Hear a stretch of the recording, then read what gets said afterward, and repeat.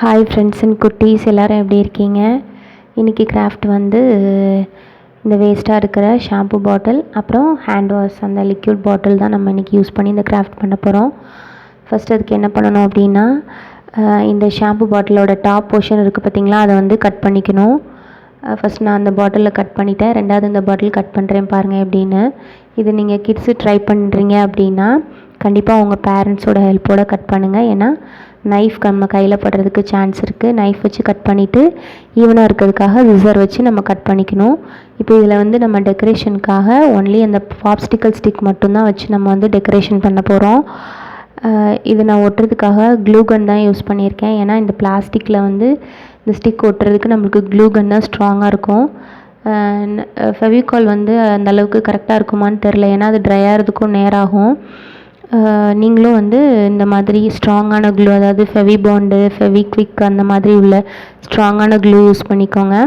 First பாட்டில் வந்து நான் ஒட்டி முடிச்சிட்டேன். அது வந்து கொஞ்சம் சின்ன சைஸாக இருக்கிற மாதிரி உள்ள பாட்டில். இது வந்து கொஞ்சம் அகலமாக உள்ள பாட்டில். இதில் வந்து எப்படின்னா, நான் இதில் ஃபுல்லாக வந்து ஐஸ்கிரீம் ஸ்டிக் வந்து ஒட்டலை. ஒரு 3/4 பாகத்துக்கு மட்டும் நான் ஒட்டிட்டு கொஞ்சம் சென்டரில் ப்ளைனாக இருக்கிற மாதிரி நான் வந்து விட்டுட்டேன். அது உங்களுக்கு ஒட்டி முடிச்சோடனே இப்படி தான் பண்ணியிருக்கிறேன். இது வந்து இந்த டிசைன் வந்து கொஞ்சம் வித்தியாசமாக இருக்கும் அப்படிங்கிறதுக்காக நான் இப்படி பண்ணேன். ஏன்னா இந்த பாட்டில் வந்து ஒயிட் கலர், இதில் நம்ம என்ன டிசைன் பண்ணாலும் நல்லா தான் இருக்கும்.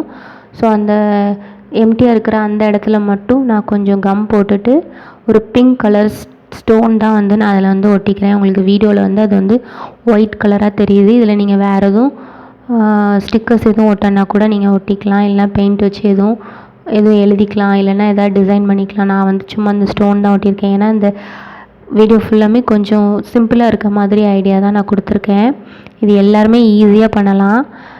கண்டிப்பாக நீங்களும் இந்த கிராஃப்ட் ட்ரை பண்ணிவிட்டு இது எப்படி வந்துச்சுன்னு எனக்கு கண்டிப்பாக கமெண்ட்டில் சொல்லுங்கள். இப்போ அதில் வந்து ஒரு போ வச்சுருக்கேன். இது வந்து ஸ்டிக்கர் தான். இந்த ஸ்டிக்கர் நிறைய பேருக்கு தெரிஞ்சிருக்கும். இந்த ஸ்டிக்கர் இன்னும் அந்த 2வது பாக்ஸில் வந்து நான் இந்த ஹார்ட்டின் ஷேப்பில் இருக்கிற ஸ்டிக்கர் தான் நான் வந்து யூஸ் பண்ணுறேன். ஆல்ரெடி இதில் கம்மு இருக்கும், இருந்தாலும் நான் கொஞ்சம் நல்லா ஸ்ட்ராங்காக இருக்கிறதுக்காக அதுலேயும் க்ளூகன் போட்டு ஒட்டிட்டு தான் அதுக்கப்புறமா ஸ்டிக் பண்ணுறேன்.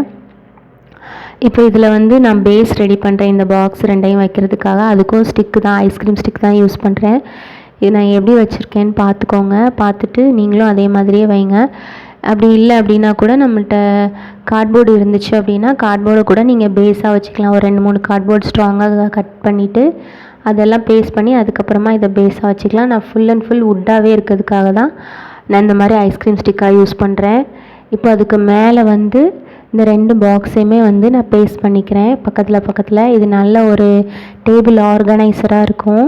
அது மாதிரி நம்ம கிச்சன்லலாம் ஸ்பூன்ஸ்லாம் அந்த மாதிரி போட்டு வச்சுக்கலாம். அப்புறம் நம்ம பென் ஹோல்டராக யூஸ் பண்ணிக்கலாம். இதில் வந்து பெயிண்டிங் வந்து உங்களுக்கு விருப்பம் இருந்ததுன்னா இந்த ஸ்டிக் மேலே நீங்கள் வந்து பெயிண்டிங் பண்ணிக்கலாம். நான் அப்படியே நேச்சுரலாக இருக்கிறதுக்காக அப்படியே நான் விட்டுட்டேன்.